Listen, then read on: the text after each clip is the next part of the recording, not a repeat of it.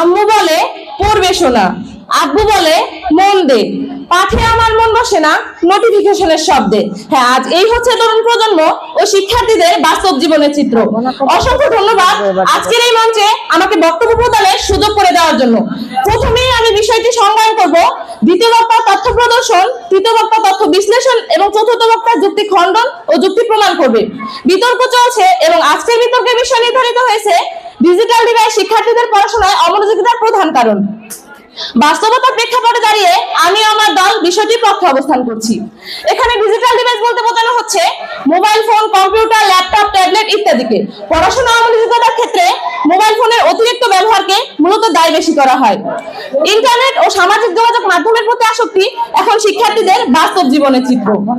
এখানে আসক্তি বলতে বোঝানো হচ্ছে প্রবল আকর্ষণ বা এক ধরনের টান যা আমরা বারবার অনুভব করি এবং যার উপর অসুস্থ নির্ভরশীলতা তৈরি হয়। পড়ার প্রতি অমনোযোগিতা বলতে বোঝাচ্ছি পড়াশোনায় মনোযোগ না থাকা। আর প্রধান সমস্যা বলতে বোঝাচ্ছি অনেকগুলো সমস্যার মধ্যে সবচেয়ে গুরুত্বপূর্ণ সমস্যাটিকে। আজকের এই বিষয়বস্তুটি সুস্পষ্টভাবে প্রমাণের জন্য আমি একটি উদাহরণ উপস্থাপন করছি। রায়হান কবির বরাবরই একজন ভালো শিক্ষার্থী। পঞ্চম এবং অষ্টম শ্রেণীতে জিপিএ 5 প্রাপ্তির পাশাপাশি ট্যালেন্ট ফুলে বৃত্তি পায় সে। সেই বৃত্তির প্রাপ্ত অর্থ জমিয়ে সে একটি স্মার্টফোন কেনে। হ্যাঁ প্রতিপক্ষ বন্ধু, সে স্মার্টফোনটি তার জীবনের কাল হয়ে দাঁড়িয়েছিল। আজকে শুধু রায়হান নয়, তার মতো লক্ষ লক্ষ শিক্ষার্থী ডিজিটাল ডিভাইসের আসক্তিতে পড়ে তাদের সোনালী ভবিষ্যৎকে নষ্ট করে দিচ্ছে। আমরা একটি সমীক্ষা দেখতে পাই 2023-এর দৈনিক যুগান্তরে একটি প্রতিবেদন প্রকাশিত হয়েছে। ইন্টারনেটের কারণে 91%-এরও বেশি শিক্ষার্থী মানসিক সমস্যায় ভুগছে। এদের মধ্যে 26.1% শিক্ষার্থী মনে করেন তাদের সমস্যার জন্য পুরোপুরি দায় ইন্টারনেটের। বাকিরা তাদের সমস্যার জন্য দায়ী করতে চায় ইন্টারনেটকে। বেসরকারি উন্নয়ন সংস্থা আটল ফাউন্ডেশনের এক সমীক্ষায় এসব তথ্য উঠে আসে। সমীক্ষায় অংশ নেন ঢাকা বিশ্ববিদ্যালয়ের ক্লিনিক্যাল সাইকোলজির অধ্যাপক কামাল উদ্দিন আহমেদ চৌধুরী। সমীক্ষায় অংশ নেওয়া 1773 জন শিক্ষার্থীর মধ্যে 72.2% শিক্ষার্থী জানিয়েছেন তারা কখনো না কখনো মানসিক চাপ অনুভব করেছেন।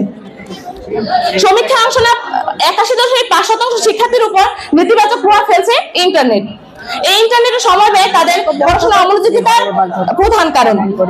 আমরা আরো একটি জ্বলজ্বন্ত প্রমাণ দেখতে পাচ্ছি যে আগে যদি কোনো শিক্ষার্থীদের জিজ্ঞাসা করা হতো তুমি বড় হয়ে কি হতে চাও, তাহলে সে বলতো আমি ডক্টর, ইঞ্জিনিয়ার কিংবা জজ, ব্যারিস্টার হতে চাই। কিন্তু দুঃখের সাথে বলতে হয় সে একই প্রশ্ন যখন এখনকার শিক্ষার্থীদের জিজ্ঞাসা করা হয় তাহলে তারা উত্তর দেয় কি জানেন, আমি লাইক স্টার, টিকটক সেলিব্রিটি বা ইউটিউবার হতে চাই।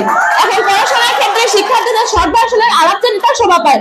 আর এই যদি শিক্ষার্থীদের পড়াশোনার ক্ষেত্রে ডিজিটাল ডিভাইস ব্যবহারের দুরবস্থার চিত্র, তখন একথা প্রমাণে আর কোনো অপেক্ষায় রাখে না শিক্ষার্থীদের অমনোযোগিতার প্রধান কারণ। ধন্যবাদ বিদ্যুৎ মন্ডলী, ধন্যবাদ সবাইকে।